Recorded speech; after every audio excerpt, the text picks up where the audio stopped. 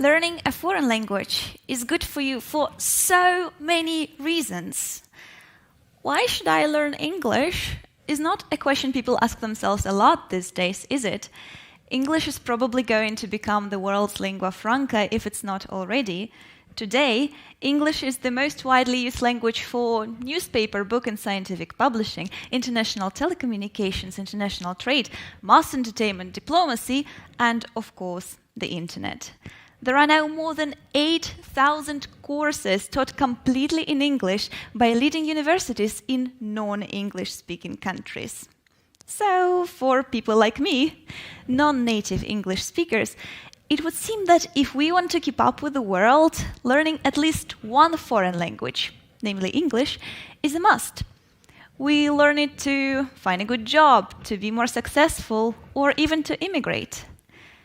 I've been learning English since I was little. At first, it was my parents who taught me, which is kind of funny because neither of them spoke any English back then, and they have successfully avoided learning it for the next 25 years. In fact, when I got my bachelor's degree in linguistics, my mom said, "Good job, honey. What's next for you? Are you now going to get a real degree?" After my studies, I worked as an English teacher. And whenever I taught an introductory class, I would ask my students, "Why do you want to learn a foreign language?"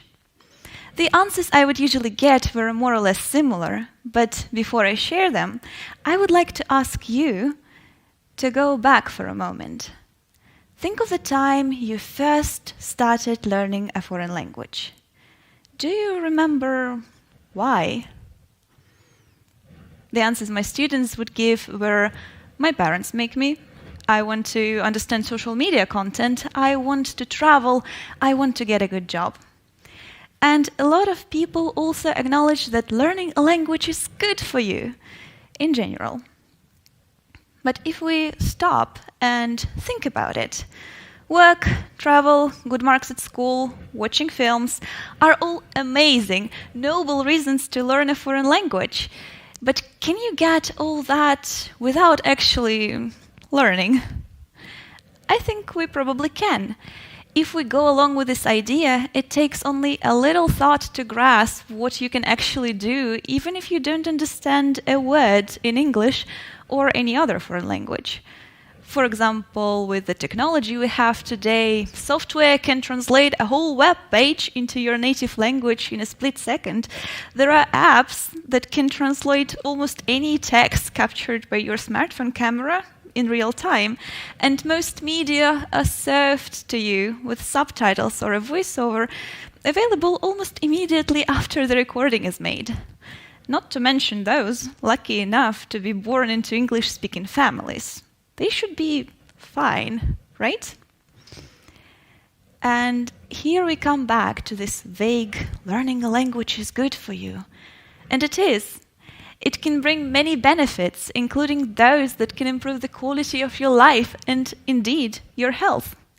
Which is a nice bonus for those of us who started learning it for something else. It's like when you buy a pack of breakfast cereal and here's a free sticker inside. Let's move on now and take a closer look at some of these benefits. I like to visualize concepts. It helps me give form to abstract ideas and make them more simple. I like to imagine every person as a musician.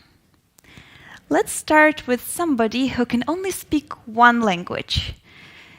You probably even know someone like that. Can you picture them in your mind's eye? Let's assume that this person was born and raised in their native country.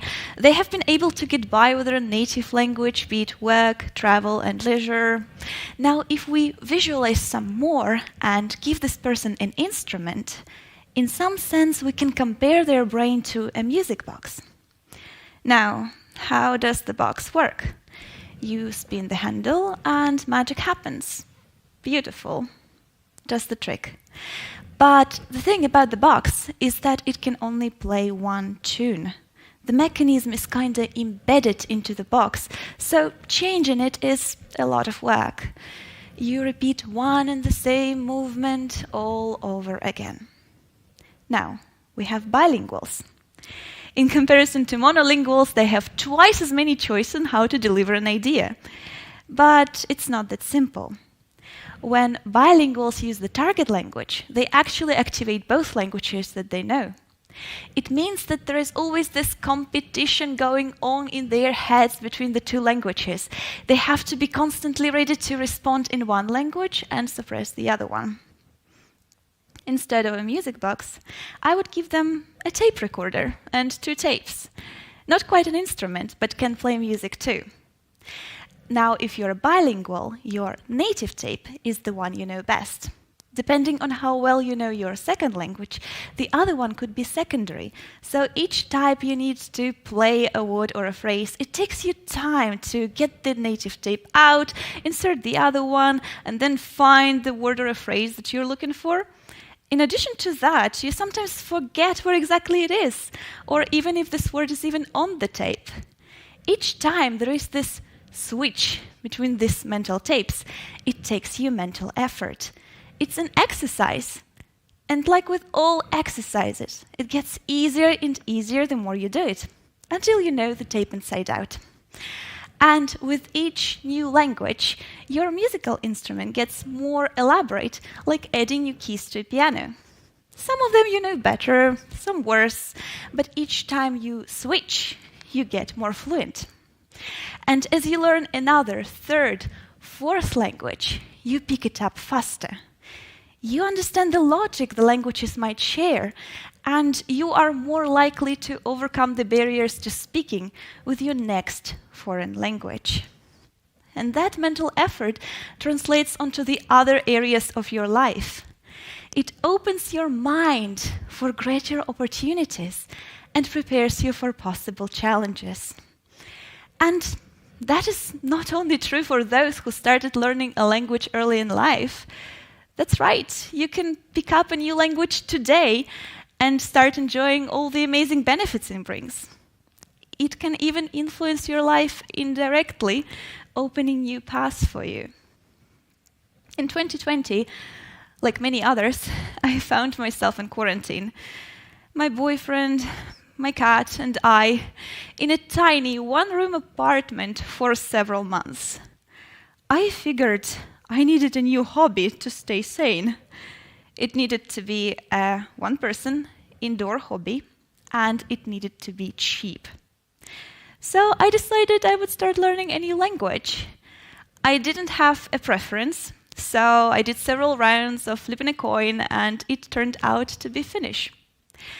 I armed myself with YouTube videos and learning apps, and soon enough I learned some stuff about some Finnish delicacies, some Finnish towns, one famous Finnish poet.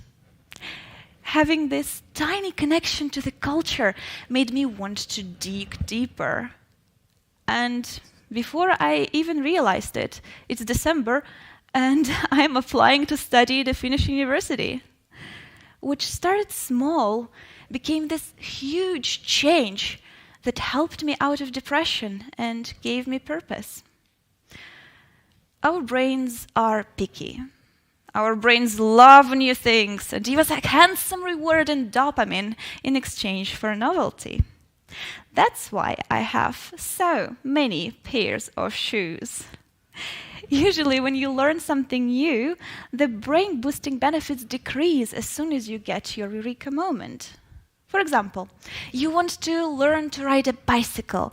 You start trying, you go, and it feels great. But as soon as you get a hang on it, it's not the same satisfaction-wise, it's just going. But that doesn't happen when you learn a foreign language. Instead, your brain needs to keep working, constantly plan, concentrate, and make decisions. Every day is a school day. It never ends, which to me can be both amazing and frustrating. I have been learning English for ages. I have been teaching it as a second language for several years, and I still make mistakes, and there are still words that I don't know. Not so long ago, I was watching some British TV, and I saw the word Satsuma in a joke. Of course, I didn't get the joke. I'd never heard nor seen this word before. At that moment, I felt almost angry at all the English people who decided to adopt this word into the language just to make my life more difficult. But I did make a mental note. Apparently, it's a kind of a fruit, like mandarin or tangerine. I can never tell the difference between those, because in my native language, we have one word to describe all three. Later, I was abroad in a supermarket and I saw this sign, Satsuma. I pointed to it and I said out loud, there were people around me, "You little piece of fruit. I know you." And it felt really good. Our brains like to be proud, we like achievement, we like to be the best. And this is the best kind of achievement because it's not competitive. The only person you're trying to outbest is you. And each new word, phrase, and sentence brings you victory. It doesn't have to be a big victory. It can be as small as understanding a joke in a foreign language. It's never too early to learn. And it's never too late. Thank you.